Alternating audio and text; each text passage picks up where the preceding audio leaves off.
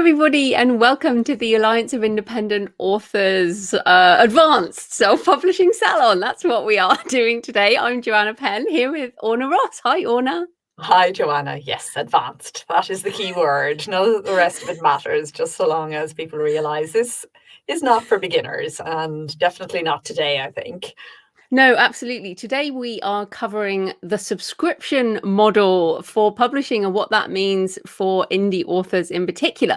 But before we get into it, as ever, we are authors. That's what we do. And we like to start with a bit of news. So, Orna, what's going on with Ally?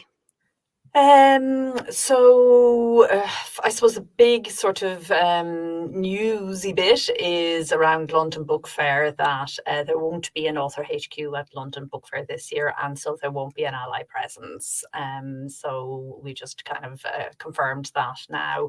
Various things are happening with London Book Fair. They're not sure exactly what format it will take. We'll certainly have some digital format, but aside from that, they're not sure. But we will be running our self-pub con then at the end of the year to align with Frankfurt on the 23rd and 24th of October. And our theme this time out will be writing craft. So we've been kind of planning and processing all of that over the last little while. At the campaign level, we are still working on the Audible situation with Term, the equitable rights movement formed by Susan May and Colleen Cross.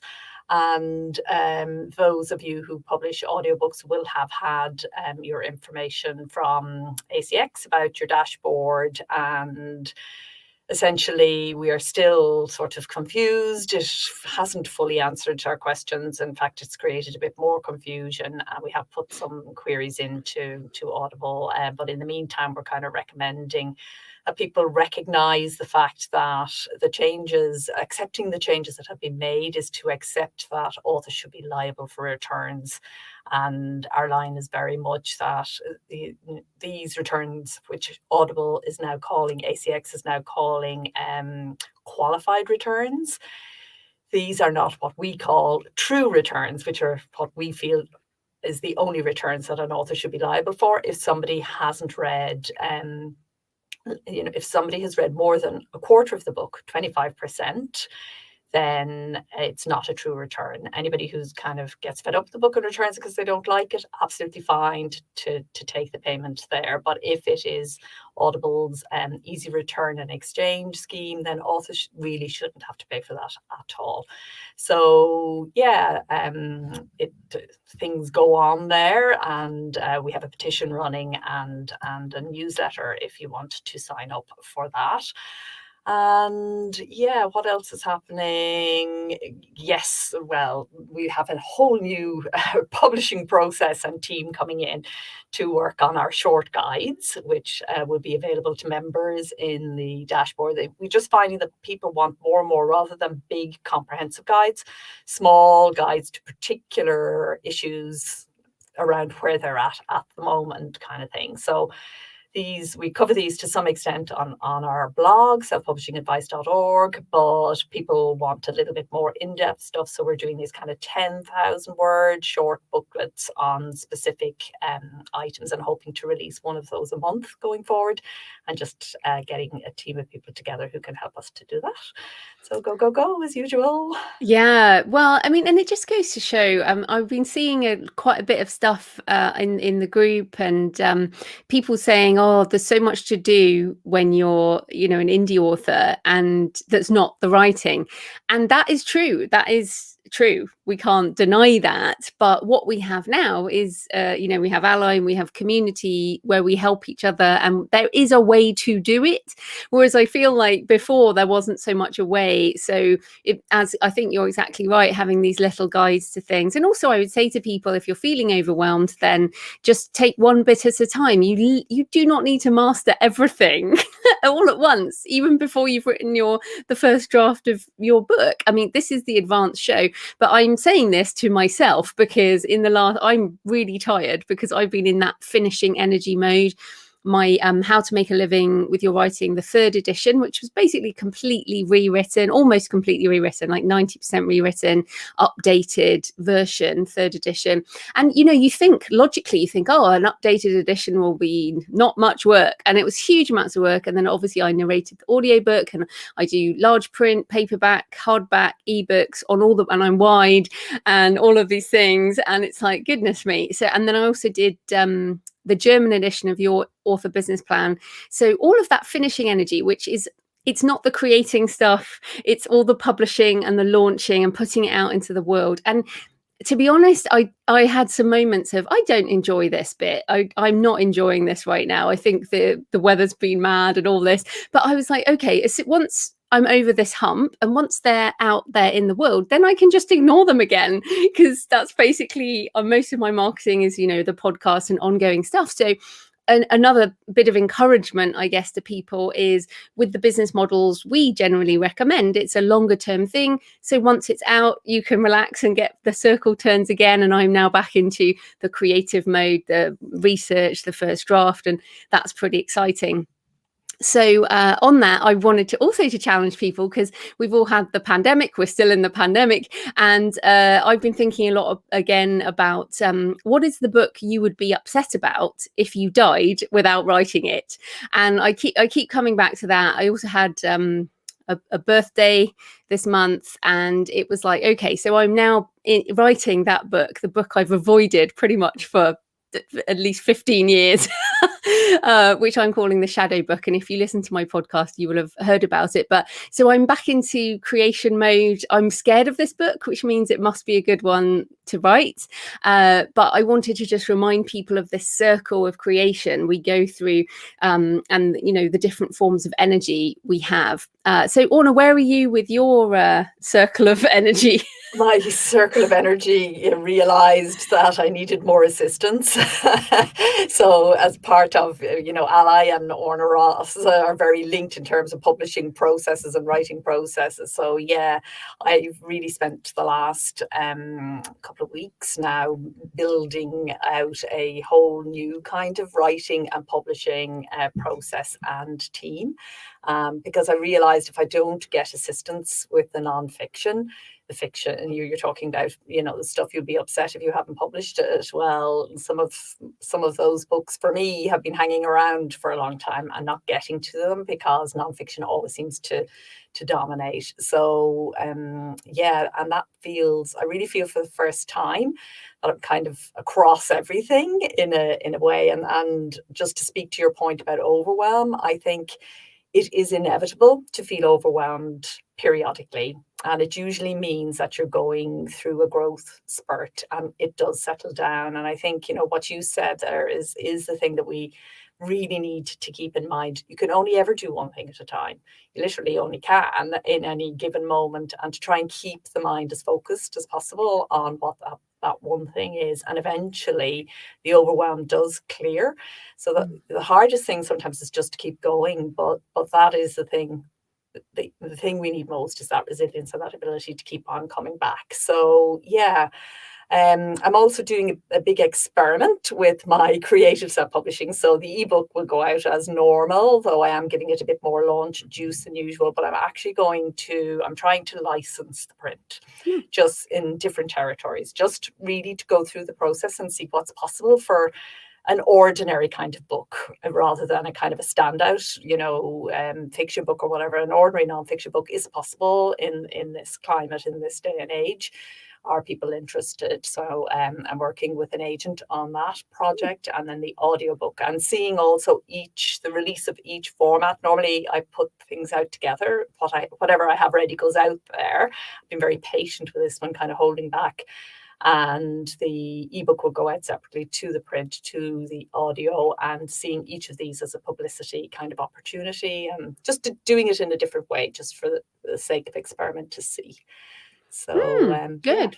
Fantastic. And again, experimentation, this is what we do. We just keep on trying different things, and who knows? I mean, things change so much, and everything moves on. And in fact, just to say, with the launch of How to Make a Living with Your Writing, the 3rd edition, most of my sales were direct sales of ebook and audiobook. I don't do print direct. I just can't deal with that hassle of that. But with ebook and audiobook, it was a big launch direct, and in fact, so much so that someone emailed me and said, "Oh, hey, it doesn't look like your rankings that high on Amazon." And I was like, yeah, I don't really care, because I just got money in my bank account like right now. So bank before rank. Bank before rank, totally. So, and I'm very encouraged, because more and more people are buying ebooks and audiobooks direct from me, and I'm encouraging authors to do that. Obviously, we're going to talk about that more as we go through the year, but that kind of control is super important. So, should we get into our topic? Anything else before we get in? No, let's do it.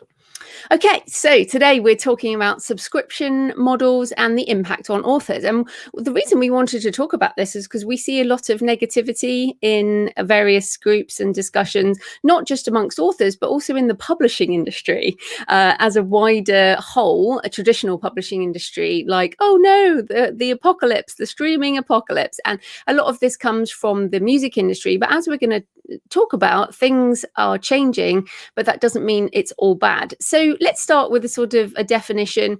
What are subscription services, and why are they so good for customers? So I'll start from the customer perspective. So I want everyone listening to think of yourself. Think of what you already do for your subscription. So for example, I have Spotify for music and podcasts. I have a paid Spotify. I have Amazon Prime, which includes TV and free delivery. I have Netflix.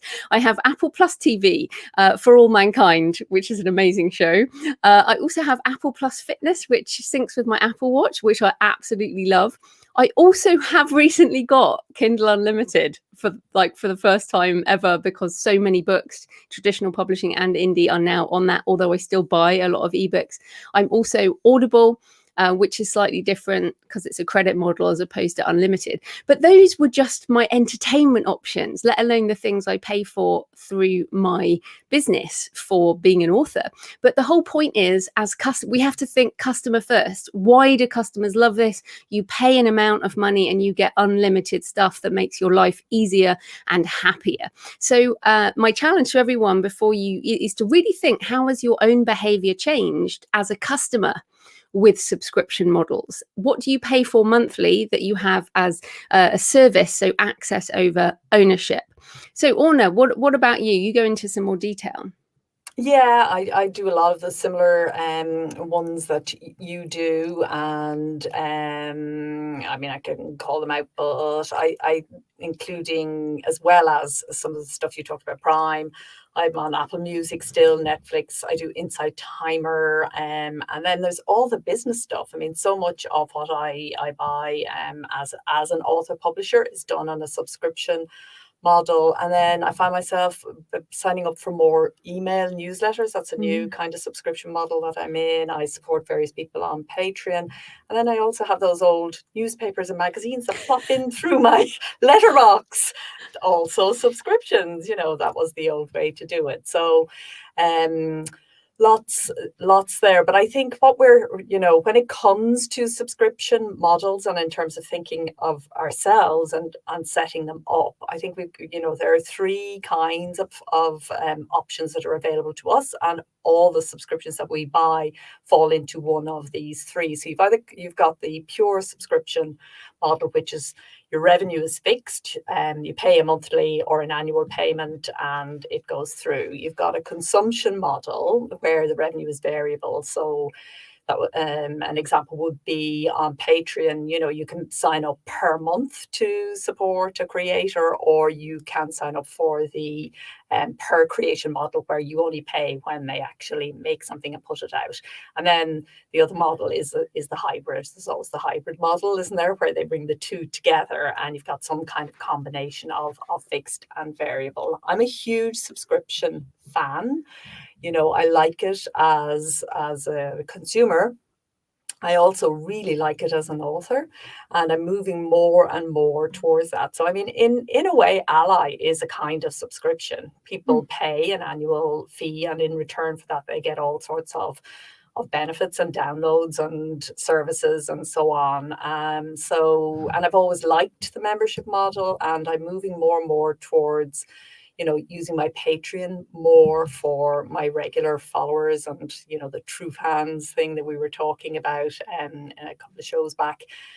I really like it because it's a real authentic relationship, and that suits me. It suits me, it suits my personality, and it suits the kind of publishing that I want to do, because I'm more interested in that sort of genuine engagement and connection, and with sort of the star system, which, is a sell as many as you can kind of thing. It's a different kind of model. So yeah, I think it's something that every author should be thinking about. Right. Well, let's take a step back, because you jumped in on Patreon or Patreon there. But that is, I think, as you said, that's a relationship side of it. But most authors are going to be experiencing subscription services where we have no relationship with the customer. So let's look at those first, and then we'll return to Patreon, because I feel like it's a bit like a funnel. This is how I tend to think of subscription. The services we want to take advantage of are the ones where most, where they have a ton of people. Think of them like a really big net. So my podcast, for example, is on Spotify. I don't know if this goes out on Spotify, but Spotify is a great example. They have a fantastic algorithm, and I really want them to do audiobooks, which is something that may well happen this year. But let's just go through a few. Obviously, ebooks. We've got Kindle Unlimited, which is the we will return to. But there's also things like Bookmate, Blinkist, Kobo Plus, Scribd, 24 Symbols, Bookmate, Perligo. There's lots of that. That's ebooks. For audiobooks, we've got the big ones are Audible, Storytel, but obviously Scribd is also audiobooks as well. There are print subscription boxes, but I feel like they're slightly different, because they're not on, they're not really in all you can eat thing, and I don't see them being open to all of us in general. So I think the main thing to think is the stuff we're talking about on the bigger level are services where you can, for most of them, you can be non-exclusive. For some of them, i.e. KU, there is an exclusivity requirement. And by putting your books into these services, you will be basically paid not a sale, you're paid a pool amount. We'll come back to the money in a moment. But for me, the idea is to reach that type of reader who is quite different to the reader who might buy your hardback print book, or who's going to become a patron. So for me, it really is this funnel idea where I want to be on all the platforms and be able to reach all the people. And some of them will come down and may buy other formats. They might buy a workbook, they might join my Patreon, they might click a affiliate link or whatever. So that's kind of how I see it. Yeah. So, I mean, what we're talking about here is subscription really is discovery, because again, you can't, it's so hard to generalize. That's the other thing. I think the important thing to say is that subscription is like every other aspect of being an indie author. There's more than one way to do it, and there's more than one kind of model to follow. So, for some people, it is about getting very personal and doing the premium products and maybe doing that direct. And then for others, as you say, it's the subscription, maybe only seeing it as a discovery and making your book, just being in there, being really important. But I think also it's important to recognize that different genre behave in different ways with subscription, and that certain genres do very well on the big subscription platforms and others not so well. So always starting with the kind of books that you write and the kind of person you are, your personality, and the kind of consumer that you want to read, because there are some people who will buy on subscription, and they buy on subscription only. They are more than catered for in their needs. In subscription, they wouldn't dream of buying an ebook, never mind a premium product. So having a think about that as well, and different platforms also behave very differently. So all we can give here today is very much the top level view and the overview. And in terms of thinking about your own strategy and your own, how you want to step into this world, then you need to kind of think that through very carefully, and also look at how different platforms work, become a consumer yourself, be on the receiving end of it. So a lot of the principles that apply to self-publishing generally very much apply here too. Yeah, and I think the sort of attitude of the publishing industry and the music industry was, oh no, this will cannibalize the sales of books, print books, whatever else, records, CDs. But there are a number of things. We've got a few examples here. So one, thanks to Spotify, music retail sales are up 11% this year after 15 years of decline. And this is what's so fascinating right now. The music industry is like at least a decade ahead of us. I was looking for Radiohead. Where is it? It was 2007 when Radiohead, I know, 2007, they put their album up for Pay What You Want. They were the first sort of big name to go independent, to go direct to consumer. 2007. So we are well downstream, and funny that I was talking about happily selling direct now after so long. But so what's happened in the music industry is that streaming has grown an industry in decline. And I mean, someone like me, I'm not someone who had spent any money on music for at least a decade, maybe more. And now I'm paying monthly to Spotify. And most of that's going to Bon Jovi, to be honest, Madonna, some big names. I'm not a massive music fan. I'm still listening to what I did in my 20s. But it was interesting because this other thing that I just found in the new publishing standard, which is a fantastic globally focused, wide focused blog by Mark Williams. This is about Storytel. So we get obsessed with Audible in the US, the UK, but Storytel essentially now has a global catalogue with more than 500,000 titles in 30 different languages. The Nordic market is the most developed audiobook market in the world. And they basically say that the total book market grew 8.7% in Sweden. Subscription grew over 30%, and audiobooks as a format make up 57% of all Swedish book sales. And this is something I heard about back in November at the Future Book. They basically said, oh, and here, 90% of all fiction sales in 2020 were audiobook. So this is a market that's gone from, has print, but has also gone hardcore audio, not really doing much with ebook. And what's interesting with Storytel is they are obviously their subscription. That's why we're talking about them. But they are taking the markets that Audible is not. And that is very, very interesting. And you can get on Storytel through Findaway Voices, for example, if you have your audiobooks wide. So for me, I see a direct relationship between the way that Spotify and streaming has grown the music industry to how streaming audiobooks are growing the book market and potentially changing people's relationship to reading. And so I wanted to sort of share that as a very encouraging move. Absolutely. And I think the other encouraging thing that came out of all of that was that 60% of users on Storytel said that they read books in different genre now than they would have. So the other thing about subscription is it allows people to take a chance on a book that they wouldn't if they had to pay for it. And again, that's really good from the discovery perspective.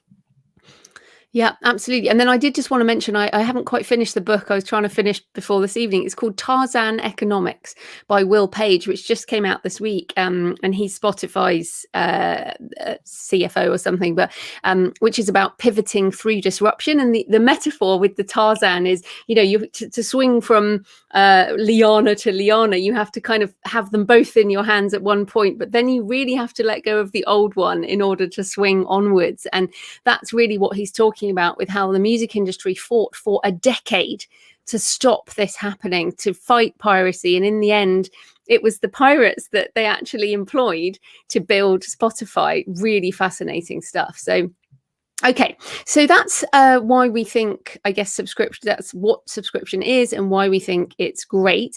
Let's talk about what the problems are. So, Orna, what are some of the problems with subscription models?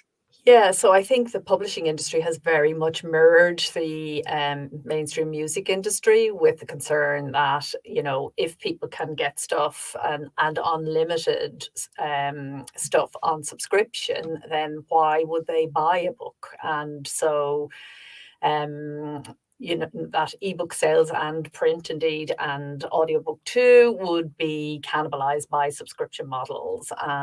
So also that digital content would just kind of keep going down, down, down, and decreasing the value of the book. And yeah, also I think there is a concern that too much power is concentrated in big companies. So I mean, we are seeing that with Audible, and the agreements that were agreed there are definitely anti-creator. You know, the author has very little input in it. And I think also the contracts and agreements, you know, from our point of view, we're concerned that some services are switching to subscription, not flagging it properly, not really getting proper agreement. So it's really important that creators are consulted in terms of changes that are made, you know, because swinging from the one tree to another is all very well, but if you don't know you have been swung, that's a completely different, to just completely, you know, boulderize the Tarzan metaphor there. But we need to be kept informed as creators, and in some cases that's not happening. So we need to sign up for subscription, and in order to do that, we need to know what we're signing up for and what the terms and conditions are, and so on and so forth. So there are opportunities in these changes for creators to be you know, sidelined in some way. So we need to be very careful about what we're signing when it comes to subscription agreements. That way, not to say that they're necessarily bad, but that they do fit with whatever strategy we have, and that we understand what we're signing. Yeah, absolutely. And I think probably the biggest issue I see is that these sites, let's call them sites, or, you know, apps, Platforms. become a walled garden. So what's interesting is, like I said, you know, when I adopted, and in fact, it's so funny, it was Frankfurt Book Fair in 2019. I had not considered Spotify until I heard them do the keynote at the audiobook conference at Frankfurt Book Fair. And I was so impressed by them and their technology. And I'm subsequently been more and more impressed with what they're doing, that I was like, yeah, I want to be on here as a user because I want to understand how it works so that I can get on it when I can as an audiobook creator. But of course, and it's interesting, what happened is I don't use Apple Podcasts anymore. And I used Apple Podcasts for probably a decade. And I moved over because of their superior algorithm. That's basically it. Now, what company might have a superior algorithm in the ebook space, I wonder? And I think one of the biggest issues is, well, for the platform, they want the exclusive content. Spotify has exclusive podcasts. Amazon has exclusive content in KU, Audible exclusives, blah, blah, blah. So for me, the biggest challenge now is I want to be on every platform. I want to be in KU, but I do not want to be exclusive. So Kobo Plus, for example, as ever, Kobo is wonderful and has a non-exclusive subscription service. Scribd is also non-exclusive. And then what I like, I mean, obviously, we're not going to talk about the other problems with Audible, but at least you can go to ACX and be non-exclusive. There is a non-exclusive contract where, yes, you get lower royalties, but you still get to then publish elsewhere. Hence why I'm on Storytel, not just Audible and all the other retailers. So for me, what I would like is a chance to be on every subscription model service and reach those readers in the same way that traditional publishing does, with, like, J.K. Rowling is in KU with Harry Potter. So obviously, why can't I be? What do you think, Orna? Do you think this is the next big fight, getting us non-exclusive authors in? Well, we'd certainly like that. I think it's, a business is going to use, it's interesting that two different branches of Amazon use exclusivity in completely different ways. And so, where we have been speaking about audible problems in regard to one area, in this area, great. And this is what we'd like KDP to do, to actually, pay more royalties to your exclusive people, but don't shut everybody out. So let's ask them. Yeah, I think so. And I think that to me is the push. And then, of course, as we've talked about before, it's about having your author ecosystem so that you can bring people into your own subscription model, like a Patreon, or, there are various, we talked before about Substack, for example, for email lists. There are lots of programs that are now allowing us to make money in different ways from various platforms. So I guess what our overarching feeling is that the opportunity is there to be part of these subscription models. And then because I've been reading a lot about the music industry, all of the recommendations. So I went to South by Southwest, this big conference digitally, obviously, not to Texas. I know, it was very sad, but all of them, everything they talked about for the music industry was exactly what we talk about, which is don't put all your eggs in one basket. Don't make all your money off Spotify. You should have some revenue from Spotify, some revenue from selling direct, some revenue from online concerts. They're doing concerts in Fortnite now and all this type of thing. And again, what we're saying is, yes, take advantage of it, but it's not your only stream of income. And actually, I should mention, I did a survey. I actually don't have the exact figures here, but it was something like nearly 800 authors did my survey, of which only 4% had one stream of income, of which it was either ebook sales only or freelance writing. Everyone else had multiple streams of income, of which this kind of thing was only one of them. So that was really encouraging, although obviously self-selected audience in my world.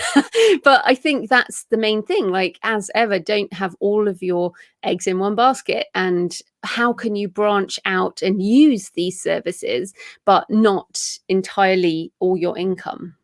Absolutely. And I think the important thing to say is it's not going away. It is very much going to be part of, consumers want it now and expect it in almost every arena of life. And so it is inevitable. So I would say, though there is a lot of resistance in traditional publishing to the subscription model, and lots of authors are resistant too. But I think an attitude shift is the best policy here, where we can actually accept there's no point in fighting the inevitable.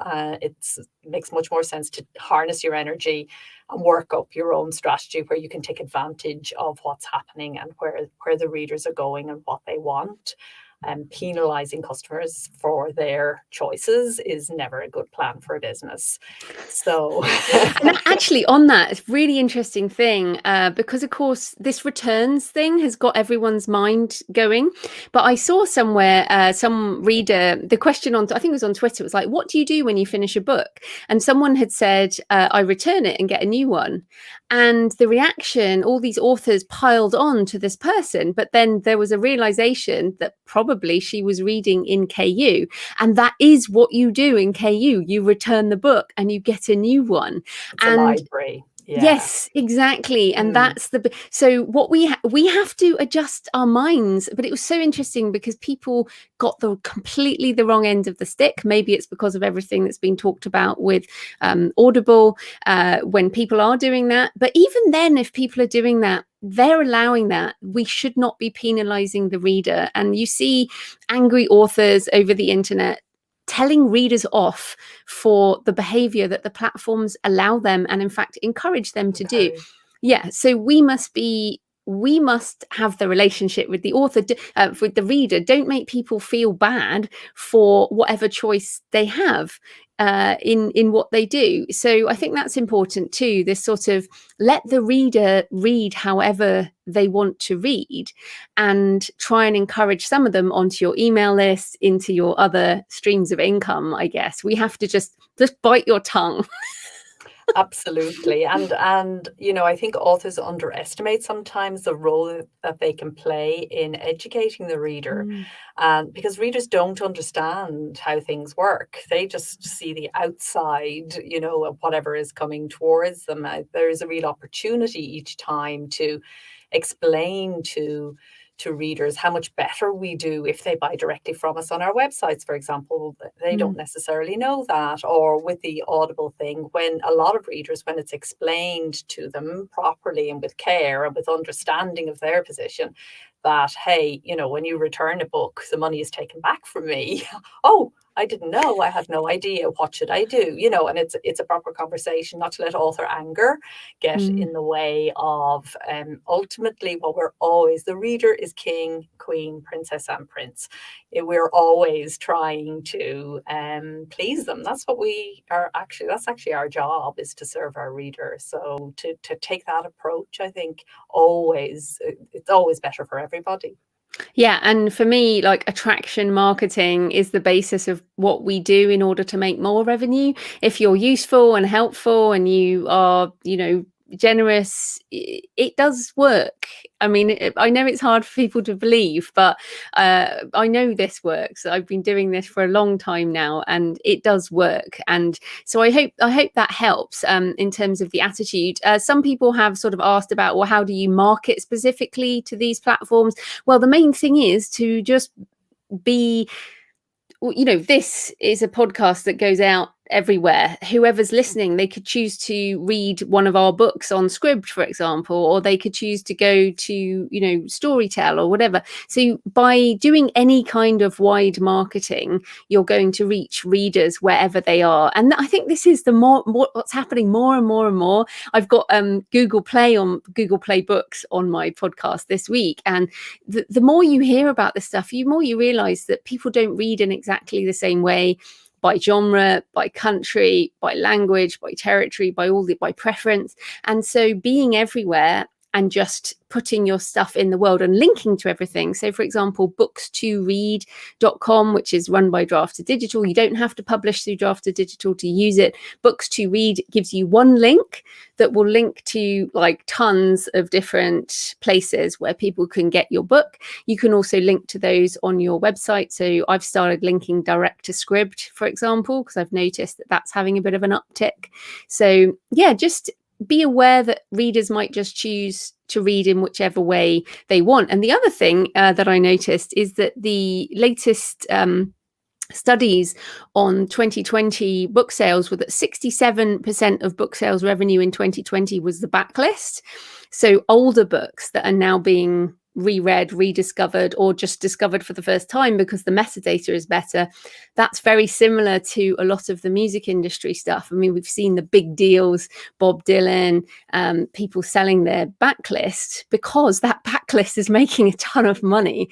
So the other recommendation is relax and create yourself a backlist. Most important thing to do.